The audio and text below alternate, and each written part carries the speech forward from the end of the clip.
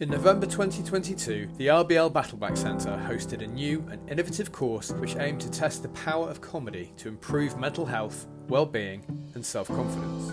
14 people from the armed forces community, both serving and veterans, arrived with no previous experience but a desire to learn and challenge themselves. Throughout the week, they were trained and supported by Janice Connolly, a professional comedian with extensive experience in running similar programmes. The culmination of the course was for each person to perform a short comedy set in front of a live audience. This film is the story of their journey. I think for this group, it's more of an extreme challenge because often they're battling things that have happened in the past that means there are certain bits of feeling of the adrenaline coming that is actually getting in the way of them being able to perform as they want to. The audience often come along and they think, it's just veterans, we can't be expecting too much from them. But I know that everybody has got a brilliant 3 to 5 minutes of original, laugh out loud, brilliant comedy in them. So you've got chocolate chip and it's like... So everybody arrived to start on Monday morning, and Janice has done some getting to know you exercises and has talked through a lot of the mechanics of comedy, how it needs to work, what they need to think about. Don't start thinking it's got to be funny straight away, because it hasn't, because we're learning. There's many parts of the course that I really love. I love it when we all get together and people sort of don't know each other. Then people start to get to know each other and we surprise people by how funny people are. And it's not always the loudest person in the group that's the funniest. As you're doing it, you recognise things. You think, oh, that doesn't feel right, or I want to change that. None of it feels right, don't even start it. Yeah, go, Adrian, go. So we've had a number of different people apply for this programme, all from varying different backgrounds. We have a couple of people that are still serving at the moment. A majority of them are veterans. Some of them have had physical injuries, some of them are experiencing mental health issues, some of them just want to come on to improve their self-confidence, to learn new skills. Everyone genuinely wants to try and get something out of the programme. How was it for you then, doing that, Troy? Terrible. Why, love? Why? I'm like a nervous kitten. Oh. People come with a couple of ideas. Then we talk about the broad range of comedy. People start to think, well, that's making a connection with me. I want to do that. I fancy a bit of surreal comedy, or I like topical stuff, or I want to talk about my life. And people get together their own set and then we rehearse it. Let's address the elephant in the room, and it's not that trip hazard. Okay? It's the eye, the fact that I am missing one. I thought it would be a really good idea to go to Afghanistan and headbutt a bullet. Turns out it wasn't such a good idea 15 years down the line. No, I'm going to stop. Okay, love. Yeah. What do you need to do? I was just going to go outside and have a smoke. Yeah. That's all right. Sorry. Yeah, that's all right. All right, Alex. See you in a bit, love. Yeah, come back when you're ready. Right. Yeah. I went to Afghanistan in 2007 where I was shot and that's how I lost my eye. I struggled like mad to get a job. I also hit PTSD like a freight train, and that created an awful lot of problems within the family and just within me and my own head. When it comes to me in the limelight, this is the exact reason why I came on this course, because I fucking melt. Using the phrase headbutting a bullet, for me it desensitizes the actual fact that I was shot. It makes it a little easier to talk about. Yeah. Whoa, that was big. Don't film me from the back and balls, yeah. Say hello. This is our cameraman.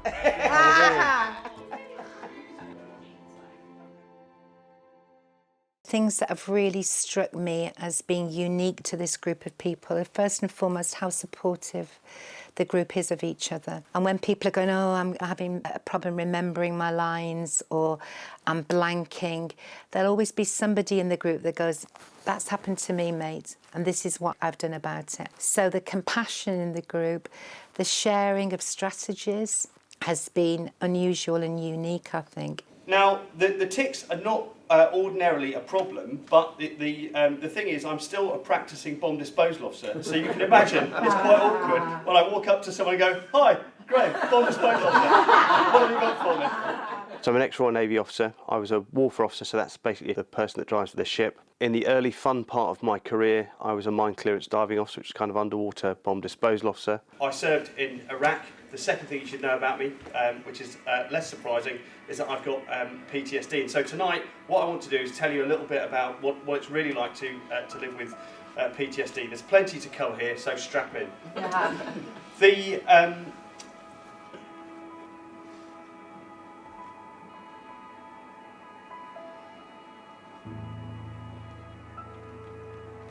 What you need when you're a veteran that's really struggling, particularly with PTSD, is someone to grab hold of you. When they first advertised the stand-up comedy course, I was really taken to it. Being someone's dad, I've got at least 10 hours of solid material, so I'd probably be teaching, I'd have thought. The corollary to the stand-up comedy course is that I'm trying to make sense of what happened and the effect that it had. I've been getting help for PTSD since 2017.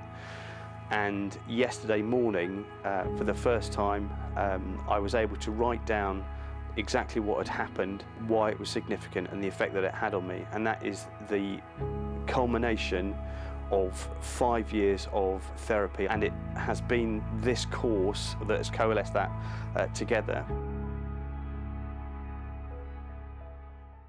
I think if you don't know much about the work of RBL, the public in general think it's just about Poppy Day and that's the end of it. But there's so much work that the RBL do, and the commitment to veterans and their families goes on for life. So there I am in the hospital recovering. I used to be in the RF. I was an officer for 18 years. Because of my brain injury, I couldn't speak. Brain injuries are weird, they affect people in different ways, and the one thing that's got me through is my sense of humour. I think that's a good thing, or it's a bad thing, who knows, we'll find out tomorrow night.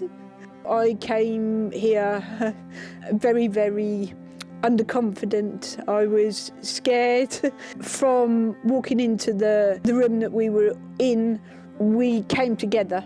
They helped me from minute one, and I think that's really, really special. A couple of comments that people ask me is, when do you lose your eyesight? I wanted to do it just to experience it and go outside my comfort zone. Being able to talk to people and communicate is just such a powerful thing to do. You know, I love talking to people.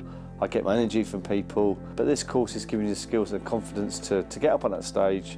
It gives me therapy, if you like. Laughter's such a powerful medicine for the mind, do you know what I mean? Being blind is not that bad. I mean, talking about, you know, I do miss a little. My dream was to work on aircraft carriers. I joined the Navy at the age of 17. My sight began to deteriorate and it happened quite quickly. I was like a child again, and I had to learn new skills of how to communicate. Doing the simpler things in life is a challenge, but you know, you just got to get on with it. The aim of the course is for us to go through this journey this week, put together a 5-minute set, rehearse it, which we've done today, and then tomorrow we're going to go to the club and, you know, we're going to perform it to a live audience. It's just going to be an amazing night.